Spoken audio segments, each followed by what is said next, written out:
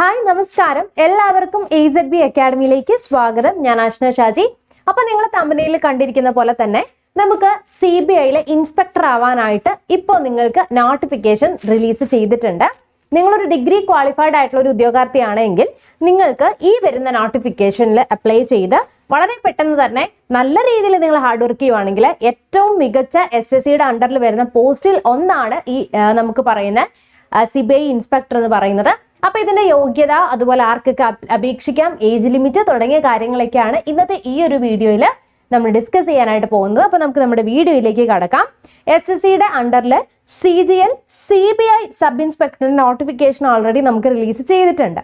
Okay, അപ്പൊ എത്രയും പെട്ടെന്ന് തന്നെ നിങ്ങൾ ഈ വീഡിയോ കണ്ടുകൊണ്ടിരിക്കുമ്പോൾ തന്നെ അവസാന നിമിഷത്തിന് മാറ്റി വെക്കാതെ എത്രയും പെട്ടെന്ന് തന്നെ ഇതിനെ അപ്ലൈ ചെയ്യാം.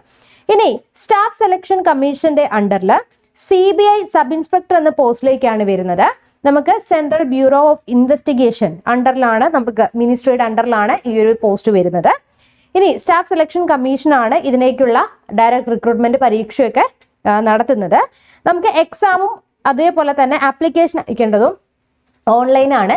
ssc.gov.in ഈ ഒരു സൈറ്റിൽ കയറിയിട്ട് നിങ്ങൾക്ക് രജിസ്ട്രേഷൻ ചെയ്ത് SSCയുടെ പരീക്ഷയ്ക്ക് അപ്ലൈ ചെയ്യാനായിട്ട് നിങ്ങൾക്ക് സാധിക്കുന്നതാണ്. ഈ പരീക്ഷയ്ക്കുള്ള യോഗ്യത എന്താണെന്ന് ചോദിച്ചു കഴിഞ്ഞാൽ ഗ്രാജുവേഷൻ ആണ്. അതായത് നിങ്ങൾക്ക് ഡിഗ്രി ഉണ്ടെങ്കിൽ ഈ ഒരു പരീക്ഷയ്ക്ക് അപേക്ഷിക്കാനായിട്ട് സാധിക്കുന്നതാണ്. ഇനി അതേപോലെ തന്നെ ഏജ് ലിമിറ്റ് ഏതാ വരുന്നതെന്ന് വെച്ച് കഴിഞ്ഞാൽ ജനറൽ കാറ്റഗറിക്ക് 20 വയസ്സ് മുതൽ 30 വയസ്സ് വരെയാണ് വരുന്നത്. SC STക്ക് 35 വയസ്സ്, OBC കാറ്റഗറിയിലുള്ള ഒരാളാണെങ്കിൽ 33 വയസ്സ്, അതുപോലെ അൺറിസർവ്ഡ് ആയിട്ടുള്ള PW 40, 43 OBC ആൻഡ് 45. അപ്പൊ ഇങ്ങനെയാണ് നമ്മുടെ ഏജ് ലിമിറ്റ് ഇപ്പോൾ നിലവിൽ വരുന്നത്. ഇനി ഞാൻ പറഞ്ഞു ഓൾറെഡി യോഗ്യത ഡിഗ്രി ആണ് നമ്മൾ പറഞ്ഞിട്ടുണ്ടായിരുന്നു. ഇനി എന്തൊക്കെയാണ് ഈ ഒരു പരീക്ഷയ്ക്ക് വേണ്ടിയിട്ടുള്ള ഫിസിക്കൽ സ്റ്റാൻഡേർഡ്സ് കൂടി നോക്കാം. ആൺകുട്ടികൾക്ക് കുറഞ്ഞത് 165 സെന്റിമീറ്റർ ഹൈറ്റ് എങ്കിലും വേണം. അതേപോലെ തന്നെ വിമണിന് 150 സെന്റിമീറ്റർ ആണ് വിമണിന് ഹൈറ്റ് വരുന്നത്. ഇനി ഹൈറ്റ് റിലാക്സേഷൻ ഹിൽസ്മൻ ട്രൈബലിന് 5 സെന്റിമീറ്റർ ഹൈറ്റ് ഇത് നമുക്ക് റിലാക്സേഷൻ ഉണ്ട്. ചെസ്റ്റ് 76 സെന്റിമീറ്റർ ആണ് മെയിൽ കാൻഡിഡേറ്റ്സിന് പറഞ്ഞിട്ടുള്ളത്, ഫീമെയിലിന് പറഞ്ഞിട്ടില്ല. അപ്പോൾ ഐസൈറ്റ് നമുക്ക് വിതൗട്ട് ഗ്ലാസസ് ആണ് വരുന്നത്. 6 out of 6 ആണ് നമുക്ക് 1 ഐയും, അതുപോലെ 6 out of 9 ആണ് അതർ ഐയിൽ വരുന്നത്. നിയർ വിഷൻ 0.6 ആണ് 1 ഐയിൽ, മറ്റ് ഐയിൽ 0.8 ആണ് വരുന്നത്. ഇങ്ങനെയാണ് നമുക്ക് വിഷൻ വരുന്നത്. ഓക്കെ, ഇനി ഈ ഒരു പരീക്ഷയുടെ ഈ ഒരു പോസ്റ്റിന് വേണ്ടിയിട്ടുള്ള നമുക്ക് വേണ്ട മീൻസ് പോസ്റ്റിലെ സാലറി കൂടി നമുക്ക് നോക്കാം. ഗ്രേഡ് പേ നമുക്ക് 7th കമ്മീഷൻ അനുസരിച്ച് 7th പേ ടൈപ്പ് ആണ് വരുന്നത്. ഇൻ ഹാൻഡ് നമുക്ക് ഏറ്റവും കുറഞ്ഞത് 46,000 രൂപയാണ് നമുക്ക് വരുന്നത്. ഗ്രേഡ് പേ ആണ് 4,600, 44,000 അതായത് ഏകദേശം 45 രൂപയുടെ ബേസ് പേ ആണ്. ഇനി നിങ്ങൾക്ക് ഇത് മാത്രമല്ല വരുന്നത്, നമുക്ക് HRA ഉണ്ട്. അത് നമുക്ക് ഓൾ ഇന്ത്യ ലെവലായിരിക്കും പോസ്റ്റിംഗ് വരുന്നത്. ഇനിയിപ്പോൾ നമ്മൾ XYZ സിറ്റി എന്നിങ്ങനെ അർബൻ റൂറൽ എന്നുള്ള രീതിയിൽ നമുക്ക് ഡിവിഷൻ വരും. അപ്പോൾ ഇതനുസരിച്ച് നമ്മൾ താമസിക്കുന്ന ഏരിയ, നമ്മളുടെ വീട്ട് മീൻസ് ഹൗസ് റെന്റ്, അതുപോലെ തന്നെ നമ്മുടെ ട്രാവൽ ലെൻസ് ഇതെല്ലാം കൂട്ടിയിട്ട് നമുക്ക് ഏകദേശം X സിറ്റിയിൽ താമസിക്കുന്ന ആൾക്കാണെങ്കിൽ ഏകദേശം 10,776 24% ആണ് ബേസ് പേഡ് HRA വരുന്നത്. Y സിറ്റിയിൽ 60%, Z സിറ്റിയിൽ 8% വരുന്നത്. ഇനി അങ്ങനെ DA ഇത് കൂടാതെ എത്രയാണ് വരുന്നത്? 24,695. ഇനി ഗ്രോസ് റേഞ്ച് നമ്മൾ DA പറയുന്നതാണ്, ഇത് HRA ആണ് കേട്ടോ പറയുന്നത്. HRA ഇത്രയും വരും. അതുകൂടാതെ DA ആണ് ഞാൻ പറഞ്ഞ ഡിയർനെസ് അലവൻസ്, നമ്മുടെ സാലറി റേഞ്ച് വെച്ച് X cities, Z cities, Y cities ഇങ്ങനെ ഏകദേശം നമുക്ക് ഈ ഒരു റേഞ്ചിലായിരിക്കും നമുക്ക് ഹാൻഡ് സാലറി കിട്ടുന്നത്. കൂടുതലായിട്ട് നമുക്ക് XY സിറ്റീസിലായിരിക്കും ജോബ് ഒക്കെ എന്ത് ചെയ്യുന്നത്, ജോബിന്റെ സ്വഭാവം അനുസരിച്ച് നമുക്ക് പോസ്റ്റിംഗ് ഒക്കെ വരുന്നത്. ഓക്കെ, ഇനി മറ്റൊരു കാര്യം കൂടി നോക്കാം.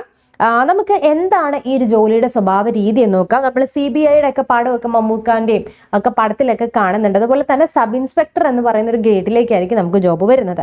അപ്പോൾ ഇതിനകത്ത് മെയിനായിട്ടും എൻക്വയറി കളക്ട് ചെയ്യുക, ഇൻവെസ്റ്റിഗേഷൻ, അതുപോലെ ഓരോന്നിൻ്റെയും എവിഡൻസ് കളക്ട് ചെയ്യുക എന്നതാണ് നമുക്ക് മെയിനായിട്ടും ഈ ഒരു ജോലിയുടെ അണ്ടറിൽ വരുന്നത്. ഇനി responsible for handling cases during court trials which may require frequent court visits. ഇനി നമുക്ക് അക്യൂസിനെ എസ്കോർട്ട് ചെയ്യുക, പേഴ്സണൽ സഫേർട്ടി കോർട്ടിലേക്ക് വേണ്ടിയിട്ടുള്ള കൊണ്ടുപോകുമ്പോഴുള്ള സേഫ്റ്റി, അതുപോലെ സെക്യൂരിറ്റി സപ്പോർട്ട്, ഇതൊക്കെ നമുക്ക് CBI SI സബ് ഇൻസ്പെക്ടർ പോസ്റ്റിലേക്ക് വരുന്നതാണ്. അതേപോലെ തന്നെ നമുക്ക് ഫ്രീക്വൻറ്റ് ട്രാവൽ, ഇന്ത്യയിലെ അക്രോസസ് ആയിട്ട് ഇൻവെസ്റ്റിഗേഷൻ ഡ്യൂട്ടിയുടെ ഭാഗമായിട്ട് നമുക്ക് ട്രാവൽ ചെയ്യേണ്ടി വരുന്നുണ്ട്. അതുപോലെ തന്നെ ഡ്യൂറിങ് ഇൻവെസ്റ്റിഗേഷൻ നമുക്ക് you get authority over the state police and other related ഡിപ്പാർട്ട്മെൻറ്റ്സിൻ്റെ സഹായം നമുക്ക് ഇൻവെസ്റ്റിഗേഷൻ ടൈമിൽ കിട്ടുന്നുണ്ട്. ഇതൊരു നോൺ യൂണിഫോം ബേസ്ഡും അതുപോലെ മെയിൻലി ഫീൽഡ് ബേസ്ഡ് ആണ്. പിന്നെ ഡോക്യുമെന്റ് വെരിഫിക്കേഷൻ, അതുപോലെ ഡേറ്റ കളക്ഷൻ, ഇന്റലിജൻസ് ഒക്കെ ആയിട്ട് ബന്ധപ്പെട്ടതിന് വരുന്നതാണ്. നമുക്ക് ട്രാൻസ്ഫേഴ്സും ലോങ് അവേഴ്സ് ഓഫ് വർക്കിംഗ് വരുന്നുണ്ട്. അതുപോലെ തന്നെ ചലഞ്ചിങ്, ഒരു പ്രസ്റ്റീജിയസ് ആയിട്ടുള്ള ഒരു ജോബ് തന്നെയാണ് നമുക്ക് ഇതിൻ്റെ അണ്ടറിൽ എന്ത് ചെയ്യുന്നത് വരുന്നത്. ഇനി പരീക്ഷ എന്ന് പറയുമ്പോൾ നമുക്കറിയാം SSC Tier 1, Tier 2 and Tier 3 അങ്ങനെ രീതിയിലായിരിക്കും പോകുന്നത്.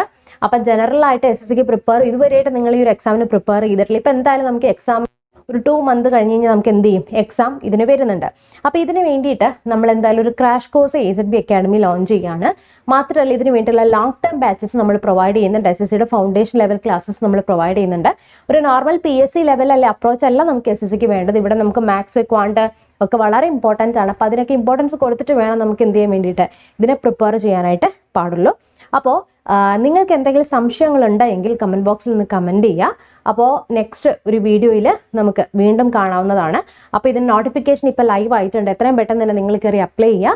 അതിനുശേഷം എന്ത് ചെയ്യുക, ഉടൻ തന്നെ നിങ്ങളുടെ പഠനം ആരംഭിക്കുക. വളരെ പെട്ടെന്ന് തന്നെ SSC CGL നോട്ടിഫിക്കേഷൻ ഇപ്പോൾ കുറച്ച് ലേറ്റ് ആയിട്ടാണ് വന്നിട്ടുള്ളത്. അപ്പോൾ എന്തെങ്കിലും സംശയങ്ങളുണ്ടെങ്കിൽ കമൻറ്റ് ബോക്സിൽ കമൻറ്റ് ചെയ്യുക. നമുക്ക് നെക്സ്റ്റ് ഒരു വീഡിയോയിൽ വീണ്ടും കാണാം. Till then bye and thank you.